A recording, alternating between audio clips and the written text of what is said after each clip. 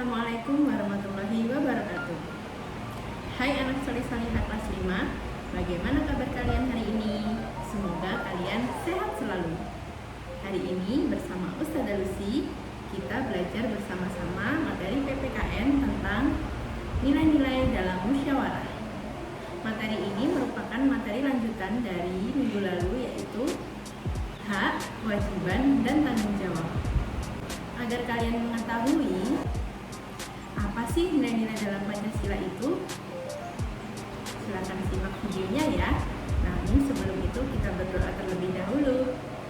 Rabbi shrahli sodri wa yassirli amri wahlul 'uqdatam min lisani yafqahu qawli bi rahmatika ya arhamar rahimin.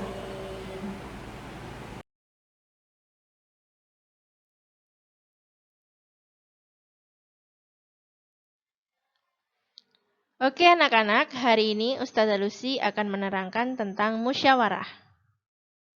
Nah, nanti kalian akan mempelajari apa aja. Yang pertama ada pengertian musyawarah, lalu nilai-nilai yang harus kita lakukan saat musyawarah, dan bagaimana tata cara kita bersikap saat bermusyawarah. Kalian simak ya semuanya.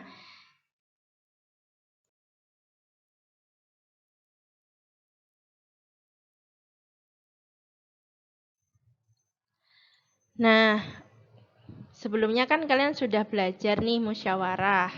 Sudah review lagi ya. Apa itu musyawarah? Musyawarah merupakan suatu upaya mengambil keputusan bersama untuk memecahkan suatu persoalan.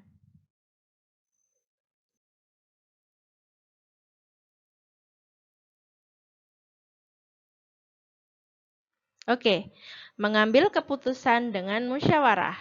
Gimana sih seharusnya kita mengambil keputusan dengan musyawarah itu? Nah, harus didasarkan dengan nilai-nilai bermusyawarah agar tercapai tujuan bermusyawarah. Nah, tujuan musyawarah sendiri itu apa? Musyawarah tujuannya agar mencapai mufakat atau kata sepakat. Nah, dari persoalan itu kita cari solusinya dengan cara musyawarah sehingga nanti akan ada kata sepakat dari satu sama lain peserta rapat. Nah, untuk tahu apa itu nilai-nilai musyawarah, kalian simak ya.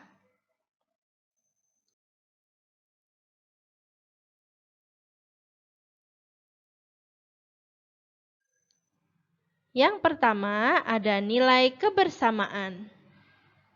Apa sih nilai kebersamaan itu? Yuk simak.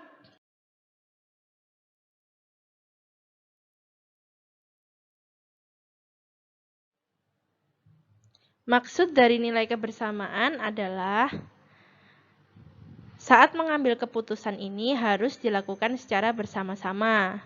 Jadi, seluruh anggota atau seluruh peserta musyawarah harus duduk dalam suatu tempat yang sama dengan tujuan yang sama demi kebaikan bersama. Walaupun setiap peserta rapat berasal dari latar belakang yang berbeda, namun harus tetap mendahulukan kepentingan umum dan mengesampingkan kepentingan pribadi. Tetap ya, harus mendahulukan kepentingan umum daripada kepentingan pribadi. Itu maksud dari nilai kebersamaan.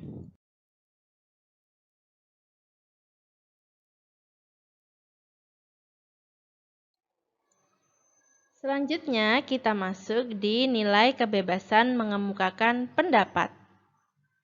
Simak terus ya.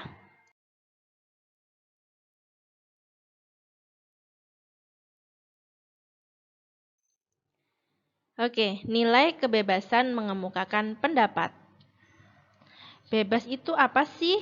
Bebas itu artinya tidak mendapat paksaan dari orang lain. Ya, jadi tidak ada paksaan dari orang lain, murni dari dirinya sendiri. Jadi, semua peserta rapat boleh mengutarakan pendapatnya tanpa paksaan orang lain. Dan pendapat yang diberikan harus logis atau masuk akal. Terus juga pendapatnya tidak boleh menimbulkan perpecahan dan sesuai dengan norma, serta tidak menyinggung perasaan orang lain. Ya, itu maksud dari nilai kebebasan mengemukakan pendapat.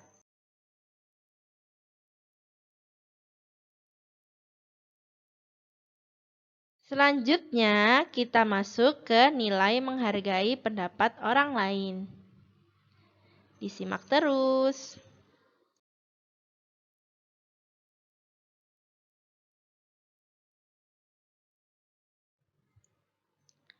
Setiap peserta rapat harus mendengarkan dan menghargai pendapat orang lain. Kenapa? Karena ketika kita menghargai orang lain, insya Allah diri kita akan dihargai oleh orang lain juga.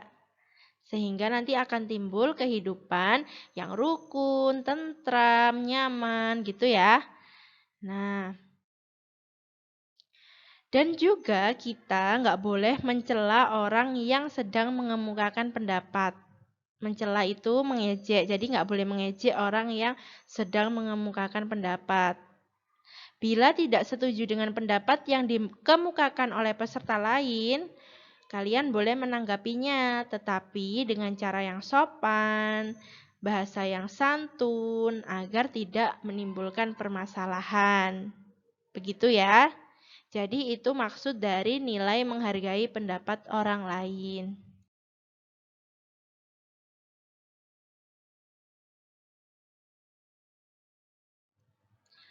Oke, kita berlanjut ke nilai yang keempat, yaitu nilai berjiwa besar menerima hasil keputusan.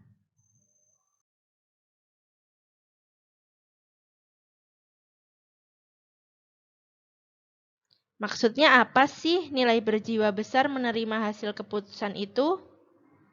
Nah, berjiwa besar itu artinya kita harus mempunyai hati yang lapang, yang ikhlas. Jadi kita ikhlas menerima hasil keputusan musyawarah. Apapun itu kita terima hasil keputusannya. Oke, selama itu sudah sesuai dengan kesepakatan. Gitu ya. Jadi dalam proses musyawarah itu kita kan pasti akan mendengar pendapat dari peserta musyawarah kan? Karena semua orang berhak berpendapat. Nah, pendapat-pendapat orang-orang itu bisa saja berbeda-beda, bahkan juga bisa bertentangan dengan pendapat kita. Apabila kesepakatan telah diambil, maka kesepakatan itu sudah bukan lagi milik dari pihak yang mengusulkan, namun telah menjadi milik bersama. Jadi ketika ada orang yang berpendapat, kemudian kesepakatan itu sudah disetujui atau sudah diambil, maka kesepakatan itu sudah bukan punyanya orang yang mengusulkan, tapi punyanya seluruh peserta rapat itu. Nah, keputusan tersebut harus dipatuhi dan dilaksanakan bersama dengan penuh kesadaran dan tanggung jawab.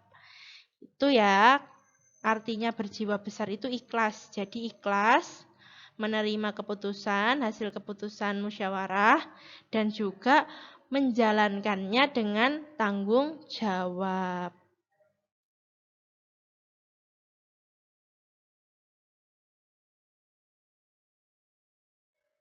Oke, sekarang kita masuk ke musyawarah mufakat. Tetap disimak.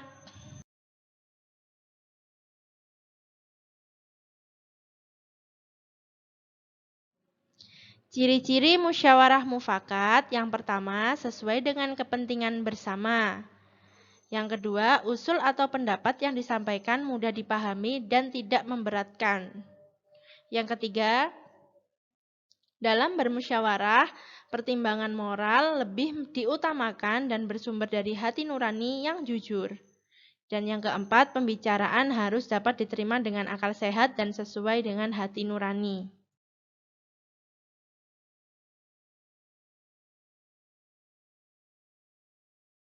Selanjutnya, Cara mengeluarkan pendapat saat bermusyawarah. Yang pertama, bersikap sopan dan suaranya yang keras. Yang kedua, mengacungkan tangan sebagai tanda izin berbicara. Yang ketiga, berbicaralah setelah dipersilahkan. Dan yang keempat, jika ada peserta lain yang sedang berbicara, tunggu sampai selesai dahulu baru kalian yang berbicara. Gitu ya.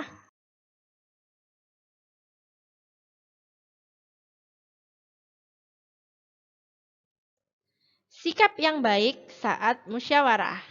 Yang pertama, menghargai pendapat orang lain. Yang kedua, tidak memaksakan kehendak orang lain. Dan yang ketiga, tidak boleh mencela pendapat orang lain.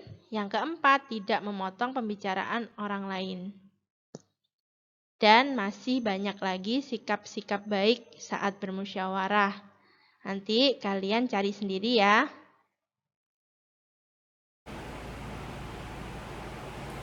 Terima kasih yang sudah menyaksikan video Ustazah sampai akhir.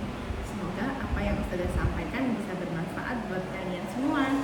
Jazakumullah. Assalamualaikum warahmatullahi wabarakatuh.